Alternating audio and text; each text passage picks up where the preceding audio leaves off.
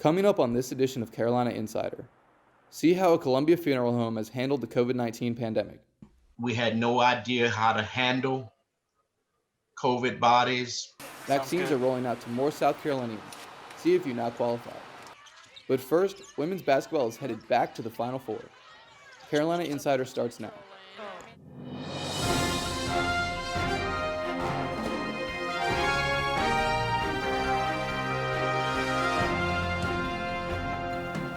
Hello, and thank you for joining us. I'm Robbie Greenwald. Our top story, the Lady Gamecocks hope to punch their ticket to another national championship game. They're playing in the Final Four after a commanding win Tuesday night. With a balanced attack on offense and a stifling defense, the Gamecocks blew out the Texas Longhorns by 28 points. It will be a battle of the number one seeds tomorrow night at 6, when the Gamecocks take on the Stanford Cardinal. For a new wave of South Carolina residents, a chance to steer clear of COVID is finally here. Starting this week, if you're over 16, you can now get a shot. Pfizer is the only vaccine approved for you, but if you're over 18, you can get the Moderna or Janssen vaccine. Governor Henry McMaster said the state has expanded vaccinations at a faster rate than previously anticipated. Many vaccination sites, like the one in Gamecock Park, make receiving a dose as easy as going through a drive-thru. It goes really well, and it's convenient for the patients to come out here and not have to, park and go in a building and things like that. According to DHEC, nearly 2 million doses of the vaccine have already been given out in South Carolina. At least 15% of the state's population has been fully vaccinated. Despite that progress, the physical and emotional toll that COVID has had in South Carolina cannot be forgotten.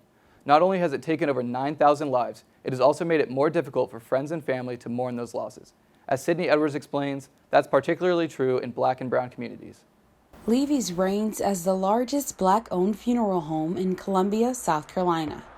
No matter how big or how good at their jobs, owner and manager Chris Levy says most funeral homes were not prepared for the COVID storm that was coming. We had no idea how to handle COVID bodies, had no idea how to embalm COVID bodies. And that uncertainty continues. With COVID cases on the rise, funeral homes are busier now than ever and having to change their practices. Empty chapels, empty lobbies, but too many caskets. With grieving families wanting to say goodbye, Levy acknowledges it's been the hardest part of his job. The second big adjustment has been to convince some families you just can't have large funerals. You just can't have wakes. You just can't have limousine service. You cannot have what has been typical of past funerals. While some funerals around the Midlands continue face-to-face, they are often smaller and socially distanced. Levy says that can be especially hard for some Black families. In the African American community, funerals are large family events. They are family reunions. They are festivals in some way with food and activities. And all that had to change and be adjusted. And while saying goodbye to those we love is hard for any family, it's an adjustment far too many are having to make in Black and Brown communities. For Carolina Insider, I'm Sydney Edwards. In recent weeks, 2 mass shootings put the national gun debate back in the spotlight once again. That's true here in South Carolina as lawmakers prepare to debate the future of 2 different gun laws. Here with an update on that in today's Pure Politics is Lily Shahida. Lily? That's right, Robbie. Republican senators in South Carolina will soon consider a bill that would expand gun rights in South Carolina. House lawmakers passed Bill 3094 earlier this month, which would allow citizens in South Carolina to openly carry handguns. If passed by the Senate, the open carry bill would require training in handgun safety.